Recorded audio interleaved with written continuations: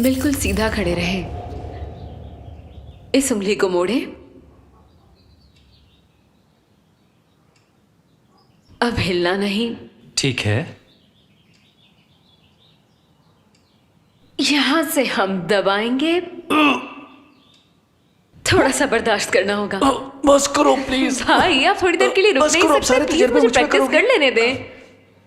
ठंड लग रही है क्या? हाँ मुझे ठंड लग रही है, बाकी का तुमने जो कुछ भी करना है कल कर लेना, वरना मैं सर्दी से जम जाऊंगा। मेरे प्यारे भाई। अच्छा ठीक है, आप शर्ट पहन लें। रात को फिर प्रैक्टिस करनी है मैंने। हाँ ठीक है। देखो गुदगुदी होती है ना।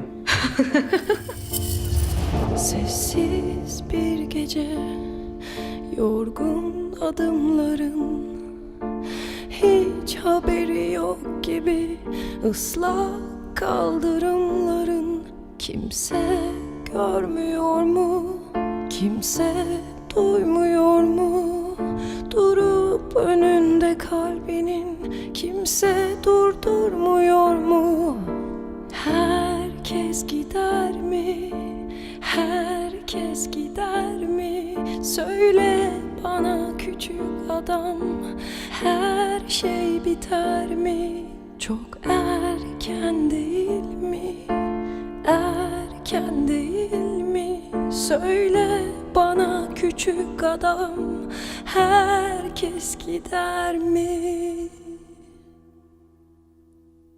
Elinde cennetin kayıp haritası, kalbinde hazineler, yüzünde anahtarı. Kimse görmüyor, kimse bilmiyor ve sen hala üşüyorsun. Herkes gider mi? Herkes gider mi? Söyle तुम्हारे भाई को कुछ नहीं होगा। adam, her şey biter mi? Çok erken değil mi? Erken değil mi? Söyle bana küçük adam.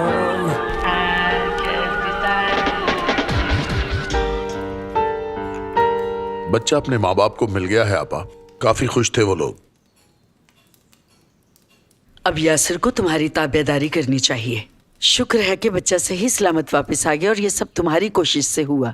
नेमत, मैं आपको मान गई। जो आदमी आपकी मुखालिफत करता है उसी के लिए ही आपने इतनी बड़ी रकम दे दी। मैं जो कर सकता था किया। मेरा किसी पर एहसान नहीं आपा। मेरे ख्याल से यासिर को अब एहसास हो जाएगा। एक ही फैमिली में ये सब तो चलता ही रहता है। हम में से किसी को एहसान नहीं जताना चाहिए। ये अचानक से हमारी फैमिली का एक मसला बन गया था। अल्लाह ने किया तो इसका हल फौरन निकल आया। हाँ बिल्कुल। अदीला तुम जानती हो यशफा वापस आ गई है। तुम भी हौसले से काम लेना। क्या नेमत, आप उस औरत को फिर इस घर में वापस ला रहे हैं? मैंने जो बेहतर समझा वो किया। झगड़ों से तंग आ चुका हूं मैं। तुम्हारा मतलब है कि झगड़ा हम शुरू करती हैं?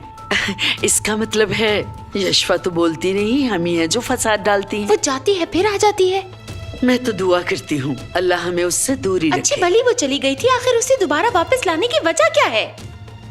अब इस बारे में कोई भी बात नहीं करेगा। देखो नेमत, तुम सिर्फ उसके हक में ना बोलो।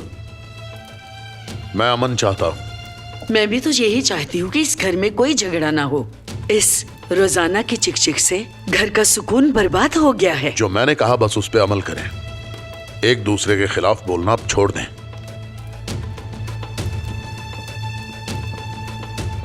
पागल हो जाऊंगी मैं।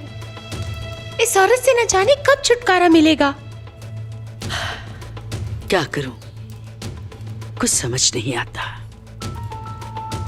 यशवा के बारे में कुछ सोचना ही पड़ेगा। मैं उसे यहाँ नहीं रहने दूंगी।